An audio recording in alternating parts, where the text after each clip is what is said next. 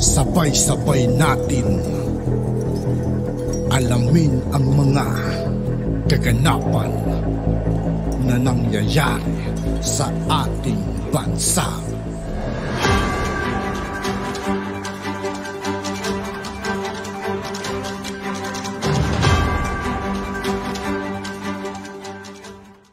Yo, what's up mga kaibigan? This is I2K po again. Ngayon nandito ulit tayo sa channel ni Pinas News Insider. Dito ulit tayo magbibigay ng komento at reaksyon. Kaya samahan niyo ako guys. Let's go! Ito ang balita ngayon. Viral ngayon sa mundo ng social media. Ang di umano'y balitang Vice President Sara Duterte Carpio tila may pasaring sa kanyang naging mensahe. Pangulong Bongbong Marcos, pinayuhan na mag-ingat. Pero bago ang lahat, kung bago ka pa lamang sa amin. Sa lahat ng hindi pa nakasubscribe mga kaibigan kay Pinas News Insider, mag-subscribe na po tayo at huwag nyo rin pong kalimutan mag-subscribe dito sa aking channel. Please huwag kalimutang mag-subscribe at i-click ang notification bell para mas maging updated pa kayo lalo sa lahat pa ng bagong video na i-upload namin. At ito na nga mga kababayan, nagsimula tayo ng maayos. Ngunit para sa amin, ang mabuti ay hindi sapat. We want excellent. Ito ang naging talumpati ni Vice President Sara Duterte Carpio sa ginanap na pasidungog. Isang pagkilala at awarding program ng Office of the Vice President sa ginanap na pasidungog.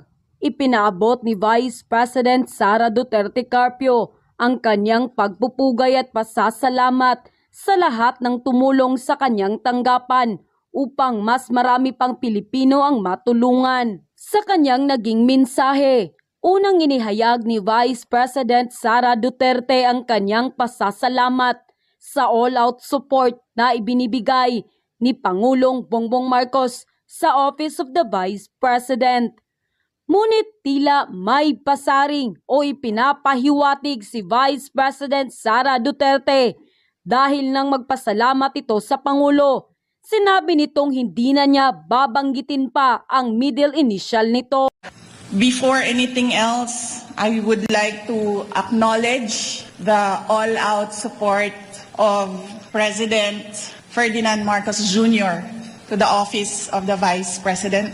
Hindi ko nabanggitin ang middle initial niya. No, alam mo, Apo, alam mo yan na mahal kita. Wala namang ibinigay na paliwanag ang Vice President Sara Duterte kung ano ang ibig sabihin nito. Sa kalagitnaan nga ng pahayag nito ay kanya ngang binalikan kung papaano nagsimula ang pagkakaibigan nila ni Pangulong Bongbong Marcos sa panahon ng kampanyahan at sinabihan pa nga nito ang Pangulo na mag-ingat. During the campaign, doon po kami naging magkaibigan ni Apo BBM, and kung nakikita ninyo sa mga footage kapag merong rally, magkatabi kami, minsan nagtatawanan kami kasi merong mga private jokes between me and him. And noong malapit na matapos yung kampanya, I told him, sabi ko, Apo, when you become president, sabi ko, mag-ingat ka dahil there's a certain segment of the female population that is attracted to power and men in power. So I told him na mag-ingat ka kasi madadagdagan ang mga anak mo kung hindi ka mag-ingat. So that is how we developed our friendship. And as I said, I want you all to know, mahal ko si Apo BBM.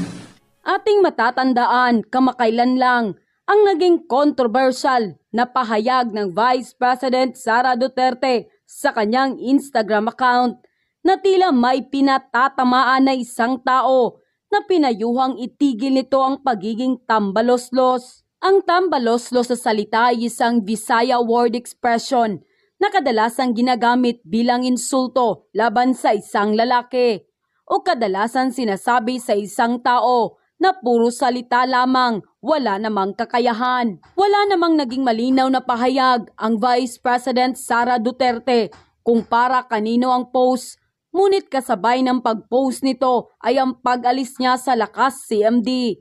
Ito'y matapos ma-demote ang 2nd District Pampanga Representative na si dating Pangulong Gloria Macapagal Arroyo bilang House Deputy Speaker. Gayunpaman, nagpasalamat ang pangalawang Pangulo sa lahat ng mga tumutulong upang mas mapalawak pa at maihatid sa buong Pilipinas ang mga programa nito at serbisyong publiko para sa mga Pilipino. Samantala, hindi naman mapigilan ng marami sa ating mga kababayan na magbigay ng kanilang hinaing at komento sa mundo ng social media.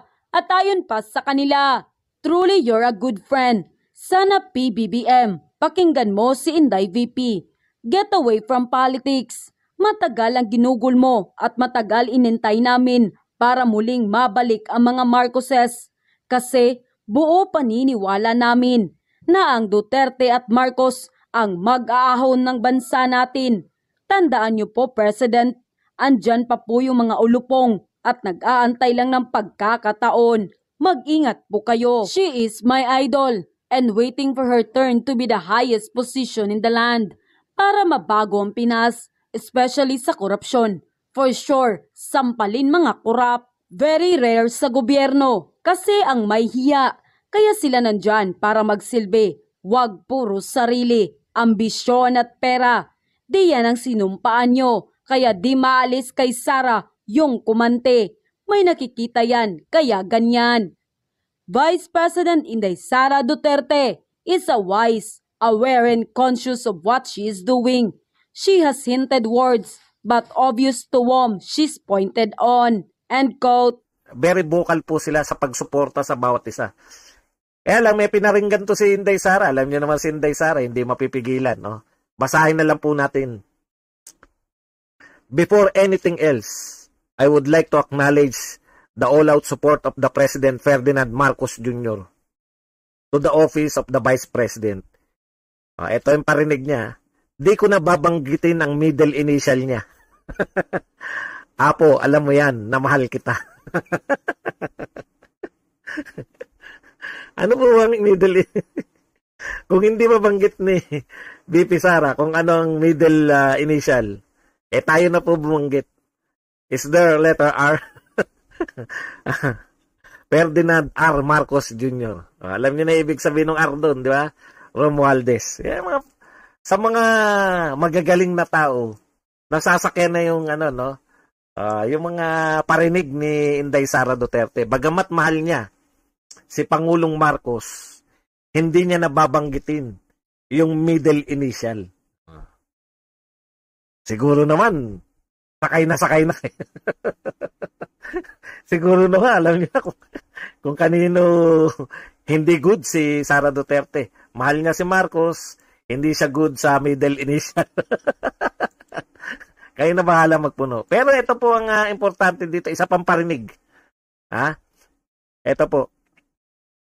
If you notice, during the campaign, bahala na kayo kung sino mag-isip nito. Ako, may kakilala akong gustong paringgan ni Inday Sara. Maraming tinamaan dito. If you notice, during the campaign, doon po kami naging magkaibigan ni Apo BBM. And nakikita ninyo sa footage kapag mayroong rally, magkatabi kami, minsan nagtatawanan kami kasi mayroong mga private jokes between me and him. At nung malapit na matapos yung kampanya, I told him, sabi ko, Apo, when you become president, sabi ko mag-ingat ka dahil there is certain segments of the female population that is attracted to power and men in power. So I told him, mag-ingat ka kasi madadagdagan ng mga anak mo kung hindi ka mag-ingat. So that is how we develop our friendship. And as I said, I want you all to know, mahal ko si Apo BBM. O yan. Baka may magselos. Baka may magselos dyan sa pagmamahal ni Inday Sara. Yung pagmamahal niya po yan bilang paggalang kay BBM. Iba po yung tinutukoy niya. Iba po yung tinutukoy ni Inday Sara na ako marami kong naririnig na man in power, di ba? Maraming na-attract sa men in power. Talaga naman, totoo naman yan. Kaya magtataka kayo bakit yung mga hindi kagwapuhan, no? Nakakapag-asawa ng talagang super gaganda, di ba? Oh, men in power yun eh. Wag na natin banggitin na, wag na tayo magbigay halimbawa, di ba, Chis?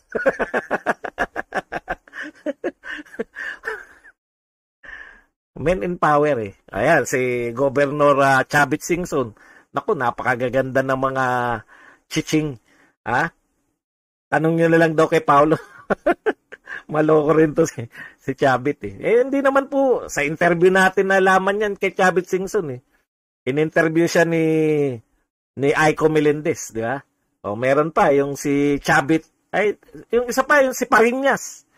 O, isa pa yan. Mga, okay. Alam niyo po, ganun po, maraming nag-iintriga, di ba? Bakit daw binigyan ng recognition? Alam po ninyo, basic po yan eh. Alam niyo yun, dati siyang vice president, bibigyan niya lang ng certificate of recognition yung dating vice president. Paggalang po yan, hindi po sa tao, paggalang po yan sa opisina, no? Ganun po talaga, kahit hindi mo kilala yung tao, basta bibigyan mo yan ng hindi po, pag ginawa niyong isyong malaki yan, hindi po yan, ganun, po yan, nire-recognize mo yung Office of the Vice President po yung nire-recognize ni Sara Duterte. Siyempre, yun yung inabutan niya, bigyan niya lang ng recognition. Actually, gustong gumawa ni Sara Duterte ng museum ng mga vice presidents, di ba? So, walang problema ron. At yun na nga mga kababayan, ano na ang masasabi? At yun nga po mga kaibigan, dito po nagtatapos ang ating reaction video. Muli ako po si I2K ng Sundalo ng Dunggalo. Maraming salamat sa patuloy na pagsuporta. Peace out.